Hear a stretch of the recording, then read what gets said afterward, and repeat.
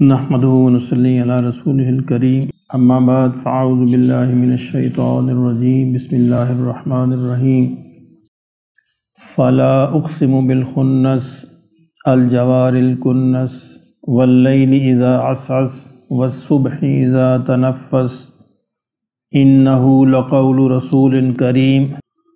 ذي قوة عند ذي العرش مكين مطاع ثم امين وما صاحبكم بمجنون ولقد رآه بالأفق المبين وما هو على الغيب بضنين وما هو بقول شيطان الرجيم فأين تذهبون إن هو إلا ذكر للعالمين لمن شاء منكم أن يستقيم وما تشاءون إلا أن يشاء الله رب العالمین صدق اللہ مولانا العظیم۔ سورہ تکویر کا ہم مطالعہ کر رہے تھے۔ اس کے 3 مضامین ہیں اس کے اندر بڑے۔ ایک تو قیامت کے دونوں مراحل، یعنی قیامت کا پہلا مرحلہ اور پھر اٹھنے کے بعد دوسرا مرحلہ جب حساب کتاب شروع ہوگا، دونوں اللہ رب العزت نے اس میں بیان فرمائے۔ اور تیسرا قرآن مجید کے نزول کے بارے میں اللہ نے ارشاد فرمایا جو آج بیان ہوگا۔ فرمایا کہ فلا اقسم بالخنس، پس نہیں۔ یہ نہیں کس بات پر ہے؟ یعنی عربوں کے ہاں قریش جو پروپیگنڈا کر رہے تھے کہ یہ حضور صلی اللہ علیہ وسلم معاذ اللہ کوئی شیطان آپ کو الہام کرتا ہے، کوئی جن آپ کو بتاتا ہے، کوئی کاہن آپ کو بتاتا ہے، یہ ایک ایسی خبیث بات تھی کہ اللہ رب العزت نے اس پر قسم کھائی کہ ہرگز نہیں، فلا ہرگز نہیں، بالکل نہیں، یہ شیطان کا الہام نہیں، کسی جن کا الہام نہیں، کسی کاہن کا بتایا ہوا نہیں۔ اقسم بالخنس، یہ ایک خنس، الجوار، الکنس، یہ ستاروں کی صفات ہیں، ستاروں کی ایٹریبیوٹس ہیں، اور اس لیے براہ راست آ گئی ہیں کہ پس میں قسم کھاتا ہوں، گواہی میں پیش کرتا ہوں، چھپنے والے ستارے، آگے بڑھنے والے ستارے، پیچھے ہٹنے والے ستارے۔ یہ ستاروں کو اس معاملے میں کیوں پیش کیا؟ آپ حضرات کو معلوم ہے کہ اللہ رب العزت نے جب قرآن مجید کے نزول کا فیصلہ فرمایا تو اس کے لیے بڑے خاص انتظامات فرمائے۔ سورہ جن جو ہے اس کو پوری تفصیل سے بیان کرتی ہے، اس پورے انتظامات کو۔ اس سے پہلے شیاطین کو، جنات کو پہلے آسمان تک جانے کی اجازت تھی، وہاں تک یہ پہنچ جاتے تھے اور فرشتوں کی باتیں سنتے تھے، کوئی تھوڑی بہت خبریں ان کو مل جاتی تھیں تو آ کے نیچے پروپیگنڈا پھیلاتے تھے اور باتیں کرتے تھے۔ لیکن جب اللہ نے نزول قرآن کا فیصلہ فرمایا تو بالکل ان پر پابندی لگا دی گئی۔ اب یہ نزدیک بھی نہیں پھٹک سکتے تھے، شہاب ثاقب کی بارش ان پر کی جاتی تھی۔ یہی وہ سارا منظر ہے کہ جب جنات نے آپس میں پوچھا، سورہ جن کے اندر یہ تفصیل ہے کہ یہ کیا ہو گیا، یعنی زمین پہ کوئی خاص واقعہ نمودار ہوا ہے جو اللہ رب العزت نے اب اس طرح کی پابندی لگا دی ہے، پہلے تو ایسی پابندی نہیں تھی، اتنا پروٹوکول کس بات کو دیا جا رہا ہے؟ تو وہی پھر وہ واقعہ کہ جب جنات کی جماعت یہی گشت کرتے ہوئے یہ معلوم کرنے کے لیے زمین پر پھر رہی تھی، کیا واقعہ پیش آیا کہ نبی اکرم صلی اللہ علیہ وسلم کو انہوں نے صبح کی نماز میں قرآن کی تلاوت کرتے ہوئے سنا، اور پھر وہ اترے اور آپ سے قرآن کی تلاوت سنی اور باتیں ہوئی۔ اسی پس منظر میں یہ ساری بات بیان ہو رہی ہے کہ یہ ستارے جو ہیں جو برسائے جاتے ہیں اس پہ شیطانوں پر، اور وہ ستارے جو گواہ ہیں اس ساری وحی کے نزول کی، یہ سارے اس بات پر گواہ ہیں۔ اور پھر وہ رات بھی، واللیل اذا عسعس، رات جو ہے جب پھیل جاتی ہے، رات جب پھیل جاتی ہے، والصبح اذا تنفس، اور صبح جو ہے جب سانس لیتی ہے، یعنی گویا کہ رات جو ہے، صبح جو ہے گویا کہ رات کے نیچے دبی ہوتی ہے، اور جب رات تھوڑا سا اس کو چھوڑتی ہے، گویا وہ بڑی ادبی اسلوب ہے کہ جب رات اس کے نیچے دبی ہوتی ہے صبح، اور جب رات جو ہے اپنے پر کو تھوڑا سا پھیلاتی ہے اور اوپر اٹھتی ہے تو صبح اس کے نیچے سے نکلتی ہے۔ تو یہ سارے ستارے، یہ صبح، یہ رات، سارے اس بات پر گواہ ہیں کہ انہ لقول رسول کریم، کیونکہ یہ بلا شبہ یہ قرآن مجید کسی شیطان کا، جن کا الہام نہیں ہے، بلکہ ایک نہایت ہی معزز رسول کا لایا ہوا پیغام ہے۔ یہاں رسول سے مراد جبرائیل علیہ السلام ہے کہ جن کے ذریعے سے وحی نازل ہو رہی تھی۔ آگے اللہ نے ان کی صفات بیان فرمائی ہیں کہ کون سے جبرائیل؟ ذی قوت، کہ بڑی قوت والا فرشتہ ہے، عند ذی العرش، یعنی عرش والے کے نزدیک، یعنی اللہ کے نزدیک بڑی قوت والا ہے، مکین، اور بڑا مقام والا ہے، مرتبے والا ہے، یعنی معمولی حیثیت نہیں اس کی جس کے ذریعے سے ہم یہ قرآن نازل فرما رہے ہیں۔ یعنی شیطانوں کی، جنات کی کیا حیثیت کہ اس سے کوئی اچک لیں بات، اس سے کوئی بات کو چھین لیں، یا اس میں کوئی ملاوٹ کر دیں یا کوئی آمیزش کر دیں۔ مطاعن، جبرائیل کی یہ صفت بھی ہے کہ اس کی بات کو مانی جاتی ہے، وہ افسر ہے،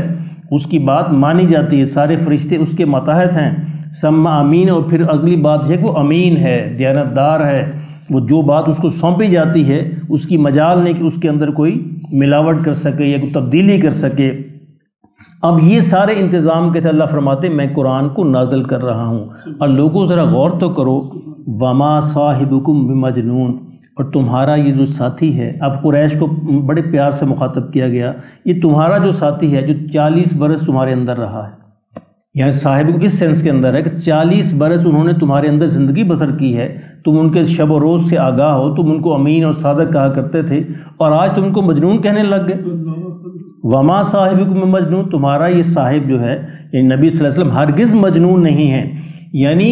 تم اس بات پہ دیکھو کہ 40 برس ان کی زبان سے ایسی باتیں کیوں نکلیں، یعنی 40 برس انہوں نے کوئی ایسی بات نہیں کی، نہ انہوں نے کبھی کوئی شعر کہا، نہ انہوں نے کبھی کوئی تقریر کی، نہ کوئی ایسی بات ان کی زبان سے نکلی۔ یکا یک 40 برس کے بعد ایک شخص کھڑا ہوتا ہے اور اس کی زبان سے ایسا فصیح و بلیغ کلام نکلتا ہے، تو یہ کیسے ممکن ہے کہ 40 برس تو خالی ہوں پیچھے ان کے، اور 40 برس کے بعد جو اچانک اس کی زبان سے ایسا کلام نکلنا شروع ہو جائے، تو یہ اس بات کا ثبوت ہے کہ یہ ان کا اپنا کلام نہیں ہے، یہ اللہ کا بھیجا ہوا کلام ہے، اور اللہ اس امین فرشتے کے ذریعے سے، اس قوت والے فرشتے کے ذریعے سے اس کو بھیجتے ہیں۔ اور وہ فرشتہ یہ کوئی خواب نہیں ہے، اللہ فرمائے کوئی خواب نہیں ہے فرشتے کا دیکھنا۔ وَلَقَدْ رَآهُ بِالْأُفُقِ الْمُبِينِ، یہ پیغمبر جو ہے، یہ تمہارے صاحب جو ہیں، انہوں نے اس فرشتے کو کھلی آنکھوں کے ساتھ دیکھا ہے، یعنی کوئی رات کی بات نہیں ہے، خواب کی بات نہیں ہے۔ وَلَقَدْ رَآهُ، انہوں نے دیکھا ہے اس کو، بِالْأُفُقِ بڑے کھلے آسمان پر، یعنی نبی صلی اللہ علیہ وسلم نے دن کے وقت جبرائیل علیہ السلام کو پوری ان کی اصلی شکل کے اندر دیکھا ہے، یعنی جبرائیل علیہ السلام کو حضور فرماتے ہیں میں نے 2 دفعہ اپنی اصلی شکل میں دیکھا، ان کے 600 پر ہیں، اور فرمایا کہ ایک پر مشرق سے لے کر مغرب تک پھیلا ہوا تھا، اور پورا خلا ان سے بھرا ہوا تھا۔ اللہ اکبر، ایسی عجیب و مخلوق اللہ نے بنائی ہے کہ پورا خلا ان سے بھرا ہوا تھا، اور 600 ان کے پر تھے، اور ایک پر کا فاصلہ مشرق سے لے کر مغرب تک تھا۔ تو ان کو دیکھنے کی ہمت کس کے اندر ہو سکتی ہے؟ اب یہ کہ اللہ کی مخلوق کو دیکھنے کی ہمت نہیں ہے، تو پھر اللہ کو کون دیکھ سکتا ہے؟ یہی تو ہے نا، یہ انبیاء کو اللہ خصوصی طور پر یہ قوت عطا فرماتے ہیں کہ وہ فرشتوں کو دیکھ سکیں۔ وَلَقَدْ رَآهُ، یقیناً انہوں نے دیکھا ہے اس کو بڑی اپنی کھلی ہوئی آنکھوں کے ساتھ دن کے وقت۔ وَمَا هُوَ عَلَى الْغَيْبِ بِضَنِينٍ، اور آپ کا یہ صاحب جو ہیں، آپ کے یہ ساتھی جو ہیں، یہ غیب کو چھپاتے نہیں ہیں۔ اب اس آیت کے 2 ترجمے کیے گئے ہیں، دونوں ہی صحیح ہیں۔ کچھ مفسرین کے ہاں اس کا ترجمہ یہ ہے کہ یہ آپ کے جو صاحب ہیں، یہ نبی جو ہیں، یہ غیب کی باتیں بتانے میں بخیل نہیں ہیں، غیب کی باتیں جو اللہ ان کو بتاتے ہیں ہو بہو یہ آگے پہنچا دیتے ہیں۔ اور دوسرے حضرات کا ترجمہ یہ کرتے ہیں کہ یہ جو نبی ہیں، یہ غیب جاننے کے بارے میں، جو جنات اور فرشتے شیطان جاننے تھے اس کے بارے میں کوئی حریص نہیں ہے، اس طرح کا غیب جاننے کے بارے میں یہ کوئی حریص نہیں ہے، ان کو ضرورت ہی نہیں ہے، اللہ ان کو براہ راست عطا فرماتے ہیں۔ دونوں ہی تراجم یہاں پہ ٹھیک ہیں، کیونکہ یہاں پریپوزیشن کا مسئلہ ہے، اور پریپوزیشن کے حوالے سے دونوں ہی ترجمے صحیح بن جاتے ہیں۔ ٹیکنیکل یہاں پہ بحث ہے، کچھ یعنی حضرات یہ کہتے ہیں کہ یہاں پہ زنین جو ہے اس کو پریپوزیشن با ہے، اور کچھ کہتے ہیں علا ہے۔ اب دیکھیں پریپوزیشن چینج ہونے سے ترجمہ چینج ہو جاتا ہے، جن کے نزدیک اس کی پریپوزیشن علا ہے ان کے نزدیک ترجمہ اور ہے، اور جن کے نزدیک اس کی پریپوزیشن با ہے ان کے نزدیک ترجمہ اور ہے، لیکن دونوں ہی صحیح ہیں، بات دونوں سے صحیح بنتی ہے۔ وما هو بقول الشیطان الرجیم، اور یہ کسی شیطان کا، مردود شیطان کا قول نہیں ہے، اللہ کا قول ہے، اللہ کا فرشتہ، معزز فرشتہ اس کو لاتا ہے۔ فَأَيْنَ تَذْهَبُونَ، تو لوگو اس سب باتوں کے باوجود تم کہاں جا رہے ہو؟ تم کو کیوں سمجھ نہیں آ رہی؟ فَأَيْنَ تَذْهَبُونَ، کہاں بھاگے جا رہے ہو، کہاں دوڑے جا رہے ہو، کیوں منہ موڑ رہے ہو، اسے کیوں منہ موڑ کے بھاگے جا رہے ہو، تم کو یہ بات کیوں سمجھ نہیں آتی؟ ان ہوا الا ذکر للعالمین، یہ تو ایک یاد دہانی ہے عالمین کے لیے، سارے جہانوں کے لیے، اس یاد دہانی کو پلے باندھو، اس سے سبق حاصل کرو۔ لمن شاء منکم ان یستقیم، یہ اس کے لیے، لیکن اس کے لیے یاد دہانی ہے جو چاہے کہ اس کو سیدھا راستہ مل جائے، اس کے لیے یقیناً یہ یاد دہانی ہے۔ وما تشاءون الا ان یشاء اللہ رب العالمین، لیکن چاہے گا کون؟ وہی چاہے گا جس کو اللہ چاہے۔ وما، اور نہیں تم چاہ سکتے، الا مگر، ان یشاء اللہ رب العالمین، مگر جو اللہ عالمین کا رب چاہے۔ اب اس کا مطلب یہ نہیں کہ اللہ زبردستی چاہتا ہے، جو اپنے آپ کو اس ثابت کر دیتا ہے تو اللہ اس کے لیے چاہ لیتا ہے، جو اپنے آپ کو اس راستے پہ جانے کا، غلط راستے پہ جانے کے ثابت کر دیتا ہے، اللہ اس کے لیے غلط راستہ چاہ لیتا ہے، اور جو صحیح راستے پہ چلنے کا اپنے آپ کو ثابت کر دیتا ہے، اللہ اس کے لیے صحیح راستے پہ چلنا آسان فرما دیتا ہے۔ یہ وہی سارا مضمون جو قرآن مجید میں چل رہا ہے، یہ اللہ رب العزت کا اسلوب ہے، لیکن اس کا مطلب ہرگز نہیں ہوتا کہ اللہ کان سے پکڑ کر کسی کو گناہ کر دیتا ہے یا کان سے پکڑ کر چل دیتا ہے۔ جو اپنی اہلیت کو ثابت کرتا ہے، جو چاہتا ہے، تو پھر اللہ اس کو اس راستے پہ آسان فرما دیتا ہے، اور جو چاہتا ہے کہ مجھے غلط راستے پہ چلے، اللہ اس کو بھی ڈھیل دے دیتا ہے، اور پھر وہ اس راستے پہ چلتا رہتا ہے۔ اللہ پاک ہمیں اس کی سمجھ نصیب فرمائے۔